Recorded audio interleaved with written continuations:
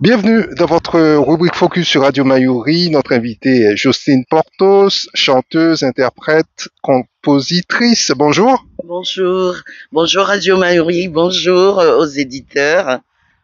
Merci beaucoup d'avoir accepté notre invitation. Alors, je serais tenté de commencer par cette belle robe, cette belle tenue que vous portez. Racontez-nous son histoire. Alors l'histoire de ces vêtements, je me suis dit il me faut quelque chose qui reflète tout à fait les couleurs de la Guyane. Puisque je chante la Guyane, j'ai besoin aussi de m'habiller en Guyane. Donc j'ai dessiné ces vêtements et j'ai commencé une partie, puis je suis allée voir une couturière pour vraiment, voilà, faire les finesses. Alors, vous êtes, Etc. vous avez plusieurs cordes à votre arc. Oui, heureusement, puisque j'ai une maman quand même qui savait coudre, qui avait de très bonnes idées, puisque quand vous avez 12 enfants, eh bien, on a intérêt à se donner quand même les moyens de les occuper. Donc, elle nous a appris à coudre, elle nous a appris à dessiner aussi ce qu'on voulait réaliser. Vous êtes issu d'une très grande famille, 12 enfants. Vous êtes à quelle place, vous? Oh là, oh là, oh là, oh là, je suis tout en bas. Donc voilà, surtout en tant que fille, je suis la dernière, donc c'est très bien. Une maman originaire de Montsinéry? Originaire de Montsinéry, fière, très fière, euh, métissée, très belle, très agréable, très avenante, et qui nous a appris aussi le don et l'art d'accueillir tout le monde et d'être proche de tout le monde. Donc on avait énormément d'amis, quels qu'ils soient, au niveau de leur race et leur ethnie. Vous êtes, Jocelyne Portos, une globe-trotteuse, mais malgré tout, tout vous rattache à la Guyane. Oui, puisque je suis née au village chinois, donc je suis tellement fière de ce côté-là, puisque quand je vois un peu notre parcours à beaucoup de filles de mon âge sortant du village chinois, je suis très très fière d'en parler. Et quand j'entends souvent les gens dire ah oui mais bon ça dépend, le quartier est difficile, c'est ce qui excuse beaucoup de choses. Moi je dis non. Parce que on peut vivre dans un quartier dit entre guillemets difficile et puis savoir qui on est. Tout est dans une question d'identité. Vous avez eu à quitter la Guyane pour aller voir ce qui se passait ailleurs. J'imagine que ces voyages vous ont enrichi. Beaucoup, et puis c'est de manière volontaire en fait que je voulais partir. Parce que c'est vrai que quand on est dans les derniers, bon, non, on fait aussi ce qu'on veut. J'étais tellement gâtée qu'il me fallait aussi aller me confronter pour comprendre un peu mon caractère, ma façon d'être trop couvée. Et malgré tout, bon, j'ai fait appel à maman hein, parce qu'elle m'a suivi après. Mais j'avais besoin aussi de d'ouvrir mes horizons et puis de comprendre un peu le monde. Et je suis une assoiffée d'études. J'ai toujours besoin d'apprendre. J'ai toujours besoin d'instruction. Et donc, pour moi, c'était important de pouvoir aller vers l'Afrique, me tourner vers l'Angleterre, me tourner encore vers d'autres pays, même par le chant, euh, où j'avais besoin de m'exprimer et puis de comprendre un peu ma vie aussi, parce que c'est pas évident. Et grâce au chant, vous avez fait de très belles rencontres. À citer Nelson Mandela, mais pas seulement, il y en a eu d'autres. Non, j'ai rencontré Lech Walesa, la reine Elisabeth. On allait souvent chanter à Chipping Sudbury à Londres.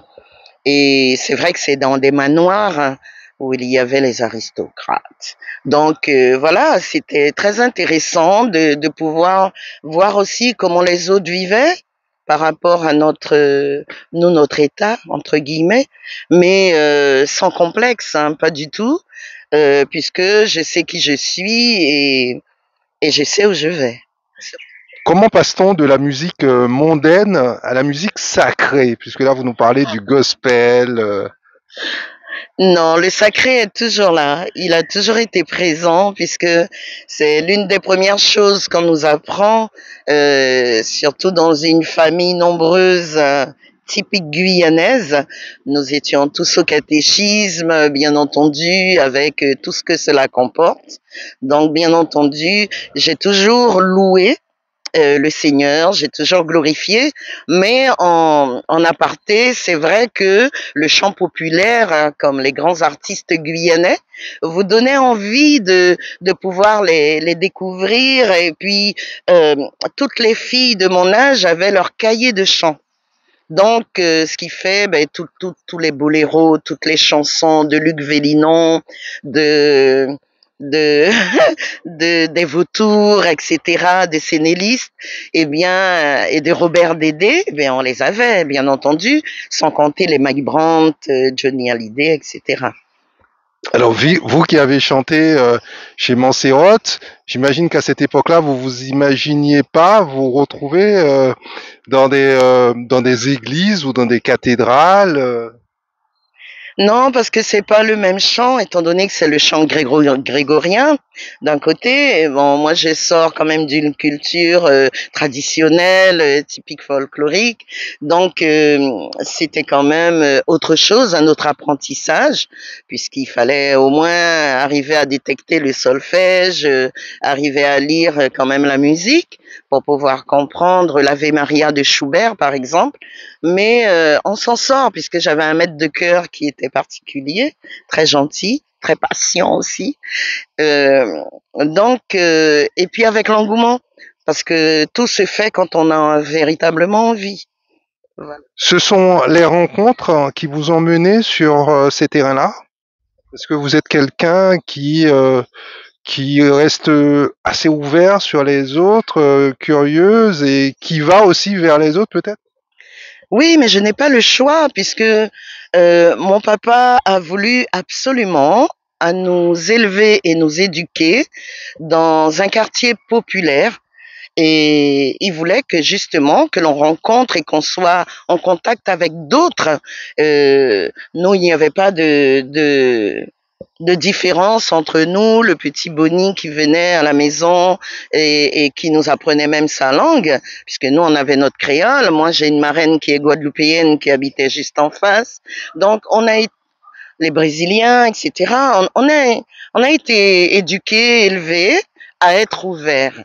Et on a appris très tôt ce que c'était que le partage et surtout le soutien. Moi, j'ai toujours vu ma maman aller aider les autres femmes. À l'époque, il n'y avait pas de nounou à la maison. Donc, quand une femme accouchait ou avait un problème ou était malade, bien, c'était les femmes du quartier qui allaient rendre visite et qui s'occupaient des autres enfants. Donc, on a baigné dans tout cela. Donc, l'ouverture d'esprit, oui, je pense que je l'ai. Alors avant de parler vos deux albums, j'aimerais que l'on revienne, que l'on remonte à vos débuts dans la musique. Qu'est-ce qui a provoqué ce déclic? Est-ce qui vient de la famille, des proches, des amis, de l'école? Eh bien, j'ai envie de dire déjà ma maman qui était au centre, hein, puisque entre-temps on a perdu notre papa très jeune, mais ma maman jouait de l'accordéon avec mon grand-père et nous incitait tous les dimanches à nous réunir, puisque vous savez les tablés en Guyane ne se terminent jamais. Donc on commençait le repas et on finissait par le sorbet. Et qui dit le sorbet et le gâteau, il fallait des chansons. Donc mon frère prenait sa guitare, l'autre allait chercher des petits bois, d'autres des casseroles, etc. Et on se mettait à chanter puisque c'était important quand même de pouvoir communiquer. Puis il y avait des chants comme Aznavour, Piaf, etc. que ma maman aimait. Et sans oublier vraiment tous les artistes d'ici. Donc il nous fallait apprendre les chansons, les lui chanter et en retour, elle nous chantait les chansons traditionnelles, ainsi que ma grande cousine, Madame Hortensia, qui malheureusement est décédée. Mais on a toujours eu le chant. Et ainsi que lorsqu'on allait en vacances à Montsinéry, il y avait un groupe de femmes qui nous apportait des chansons traditionnelles et en plus les contes. On n'allait pas se coucher si on n'avait pas les contes pour s'endormir. Donc non, la tradition c'est très important et Et puis, vous êtes issu d'une grande famille. On parle des Portos, mais vous êtes rattaché à bien d'autres grandes familles de Guyane. oui, beaucoup de grandes familles que je connais très bien, puis qui sont aussi mes parents. Même si je ne les cite pas, mais beaucoup m'entourent et sont aussi dans la musique. Donc, on se retrouve dans la musique traditionnelle. Ben, j'ai une très grande famille aussi.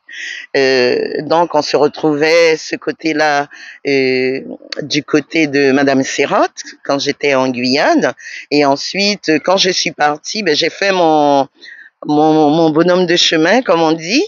Et entre-temps, bon, ben, j'ai d'autres parents qui ont évolué aussi en Guyane et qui maintenant, ben, on se retrouve et c'est la fête. C'est vraiment très communicatif. Venons-en à vos albums, Jocelyne Portos, deux albums déjà dans lesquels vous relatez des faits réels, des faits réels de la Guyane, de l'histoire également de la Guyane. Pourquoi c'est important d'évoquer ces questions-là dans vos œuvres? Alors, pourquoi est-ce important?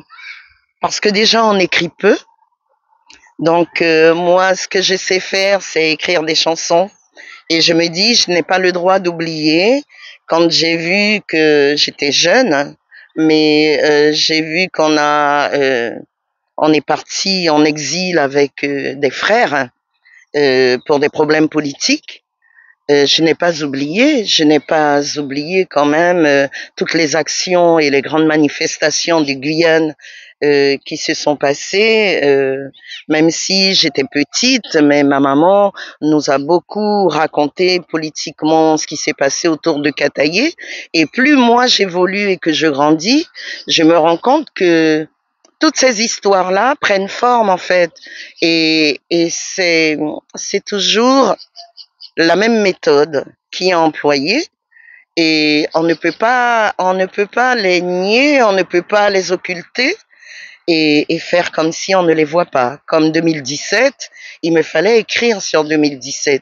Il me fallait quand même faire en sorte que les jeunes n'oublient pas ce qui s'est passé et pour des choses, j'ai envie de dire, une revendication qui est tout à fait noble.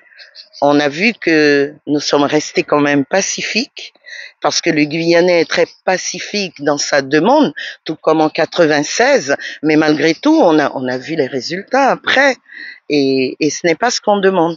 On demandait juste un rectorat. Donc voilà. À travers votre musique, vous cherchez à conscientiser le peuple guyanais? Je pense que c'est un peuple déjà conscientisé, mais en tout cas, j'aimerais que ça reste gravé, que ça ne s'oublie pas. Je n'ai pas envie que l'on oublie ce qui s'est passé. Quand j'ai vu un enfant entrer avec son père en garde à vue, je me dis non. Non, il y a des choses en tant que maman et même en tant que jeune qui doivent nous interpeller et on ne peut pas laisser passer, rester sous silence. Le confinement, moi je venais d'arriver en Guyane, je me retrouve confinée, on me dit vous êtes en guerre, oui, c'est quoi la guerre? Qu'est-ce qui se passe? Qu'est-ce qu'on fait?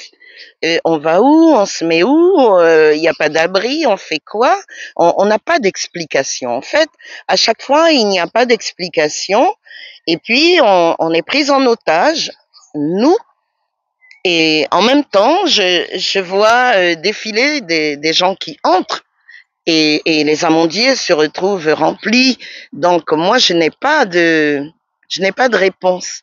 Je suis obligée d'écrire parce que j'ai besoin aussi d'analyser, mais aussi de pouvoir moi rejeter tout ça, parce que si je ne le fais pas, j'ai l'impression que j'allais vraiment péter un plomb, parce que c'est très difficile de se dire que tiens, tu rentres chez toi parce que tu as envie de liberté, tu as envie quand même de voilà d'être chez toi, et puis tu arrives et on te dit non, tu sors pas. Et moi, je n'ai pas de chien à aller promener pour avoir une heure. Donc, c'était compliqué. Ces albums, c'est de l'autoproduction, vous les avez écrits, interprétés, composés, toute seule? Oui, parce que tout ce que je fais, vaut mieux que ce soit de l'autoproduction. Pourquoi? Parce que je n'aimerais pas que l'on me dise il faut changer une phrase. Euh, il y a des gens euh, en qui j'ai confiance et que je demande quand même une relecture pour voir la cohérence sur le plan musical, qui se trouve mon petit ange, Robert Dédé, Monsieur Armand Hider, et puis Andy Chocho, mon ami de toujours. Et j'ai besoin que ces gens-là me donnent leur avis. Une fois que c'est lancé, euh, moi je sais que je peux répondre de ce que j'ai écrit. Mais et puis j'ai eu la chance de rencontrer quand même de très bons musiciens autour de moi. Donc ça va. Comme Daniel Alexandre, d'autres personnes, hein, j'ai Raoul Murin, enfin des gens vraiment qui sont solides et qui savent aussi ce qu'ils veulent dans leur vie. Donc on arrive à évoluer. Comment peut-on se procurer ces magnifiques albums, Jocelyne Portos? Alors actuellement, ben, chez Jocelyne Portos, tout simplement, parce que il y a certains albums que j'avais mis en vente et qui, bon, c'est déjà terminé et donc le reste, je les ai gardés. Je n'ai pas voulu remettre à nouveau. Donc voilà. Alors, vous les avez en main, est-ce que vous pouvez nous les montrer? Alors vous avez l'album d'Iboot, l'album d'Iboot que j'ai sorti en 2019, donc tout de suite après 2017. Hein. Il me fallait le temps de l'écriture, etc. Où je chante à Tekayen et je chante aussi la Guyane Tôt prend tôt laissé, qui est un gragé pour moi qui est très important et qui en dit long sur l'histoire même de la Guyane, que l'on ne peut pas occulter. Ensuite, le dernier album, c'est Cholouvri, dont je parlais tout à l'heure au niveau du confinement, d'une manifestation que j'ai vue où des femmes criaient pour les histoires de vie chère et la cherté vie n'a jamais changé. Donc où il y a Disait qu'à voler. Ensuite, moi, ça m'a interpellée quand j'arrive ici. On nous a tellement parlé des mules, vérifiez vos bagages, etc. Pas de mules, etc. Donc, j'ai dû écrire aussi sur les mules. J'ai écrit sur le confinement, comme j'ai expliqué également. Et puis, une chanson, enfin, une lettre qui a été transformée en chanson pour ma maman. Cette femme potomitan qui m'a très bien éduquée et qui m'a donné toutes les valeurs qu'une femme doit avoir dans ce pays pour vivre la tête haute, que ce soit le lieu où je vais, les personnes que je rencontre, je suis moi, j'ai une identité, je sais qui je suis très fière de ma personne, très fière de ce que je suis devenue, de mes enfants, je suis fière de mon parcours et je suis Jocelyne Portos. On peut vous suivre sur les réseaux sociaux? Oui, bien sûr. Donc, alors j'ai commencé timidement hein, sur TikTok. Sinon, sur YouTube, il n'y a pas de problème. Jocelyne Portos, merci beaucoup pour cet entretien. Merci à vous, merci à Radio Mayuri. Je vous découvre aussi et puis ah ben on va rester en contact. Et puis je dis merci aux auditeurs de m'écouter, puis de s'ils sont intéressés par l'album, c'est le 06 94 98 27 72. Jocelyne Portos. Voilà, merci.